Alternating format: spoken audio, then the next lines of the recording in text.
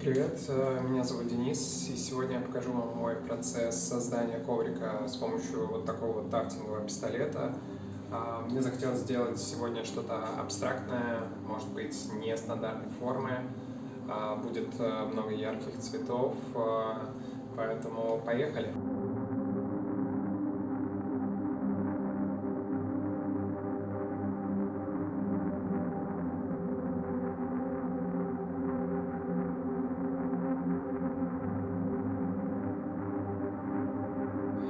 Ткань.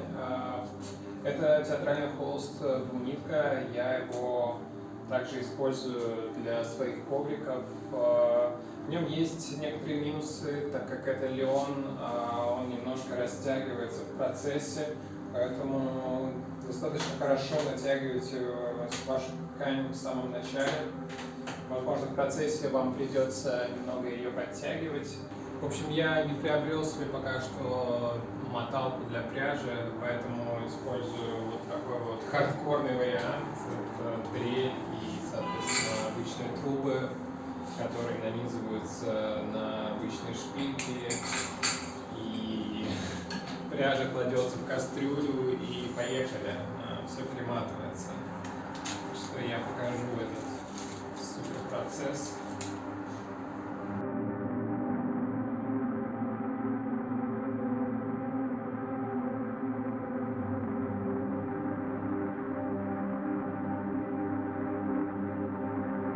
Теперь мне осталось перенести изображение на ткань с помощью проектора, и можно начинать.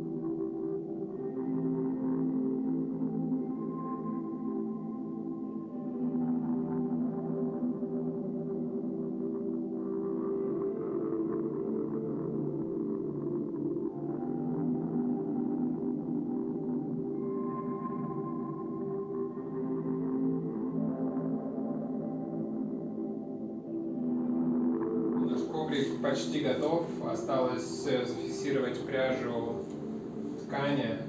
Мы будем покрывать это акриловым клеем. Сейчас я покажу, соответственно, обратную сторону, ту финишную сторону, которая будет ковриком.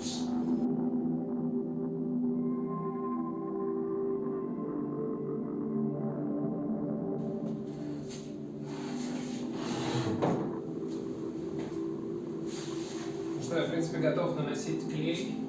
Сегодня попробую немножко другой способ. Обычно я беру клей готовый, акриловый, и, соответственно, наношу его сразу шпателем на наш коврик. Но сегодня я хочу попробовать немного уменьшить расход клея и попробую его разбавить немного водой и нанести, соответственно, кистью. Посмотрим, что из этого получится. Я все же обработаю края клеем, потому что это такие довольно важные зоны. Они будут немного закручиваться, поэтому очень важно зафиксировать пряжу с краев.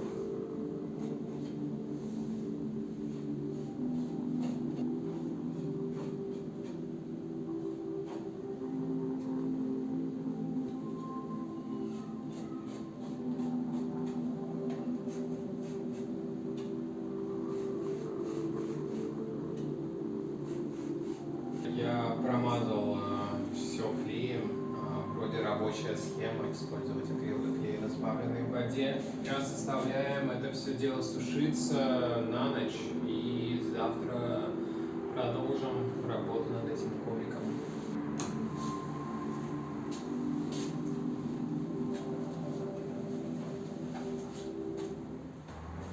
что прошло больше 12 часов.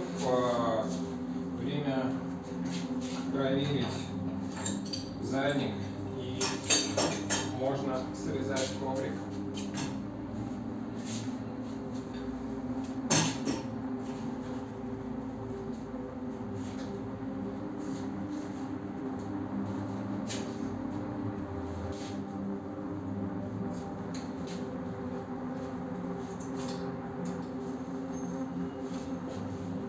Я сейчас подровняю контур, и можно будет обрабатывать края.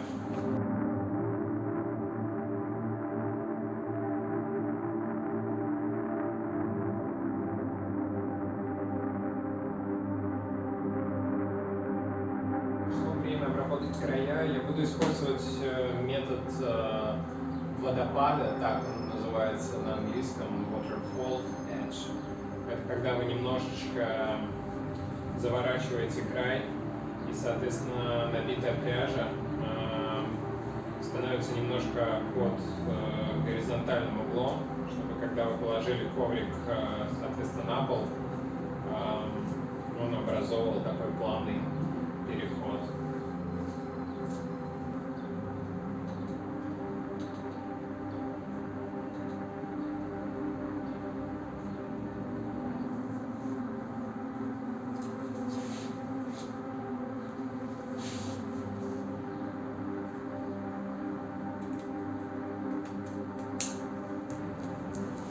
Я заранее немножко приминаю края перед тем, как клеить, дает возможность направить пряжу вот так горизонтально и уже, соответственно, все приклеить.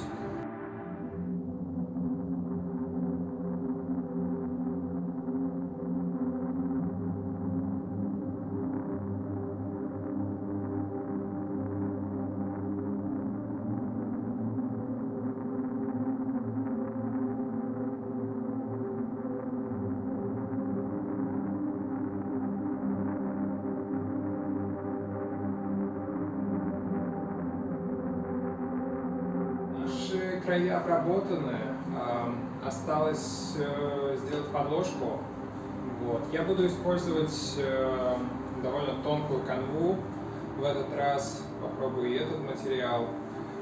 На других своих ковриках я использовал ПТС, это полотно термосклеенное, около 2 миллиметров, если не ошибаюсь. Оно довольно плотное, не знаю, нравится ли мне это или нет, но в принципе коврик довольно хорошо держит форму, его можно вешать даже на стену, он не будет деформироваться в целом. Вот. Но для этого хочу попробовать использовать довольно тонкое полотно. Выглядит оно вот так. Это какой-то подвид канвы из льна, поэтому попробуем сегодня его.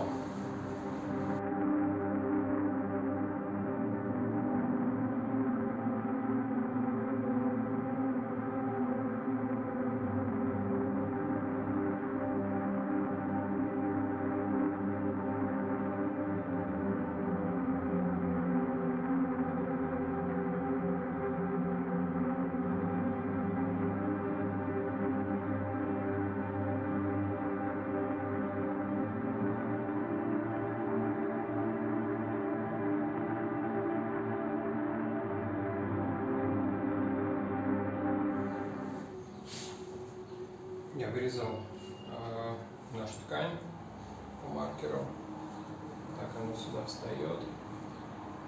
И сейчас я буду применять разорный клей, чтобы быстренько это все сюда приклеить.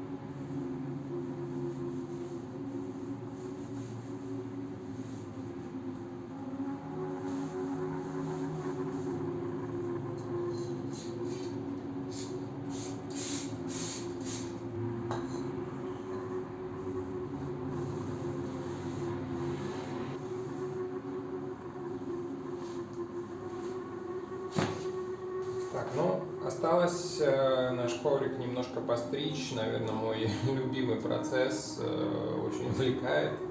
Не знаю, никогда не думал, что буду в своей жизни стричь ковры, но вот с этим я и столкнулся. Я использую машинку для стрижки без насадок, соответственно, на глаз прохожусь по поверхности, срезаю, соответственно, все неровности.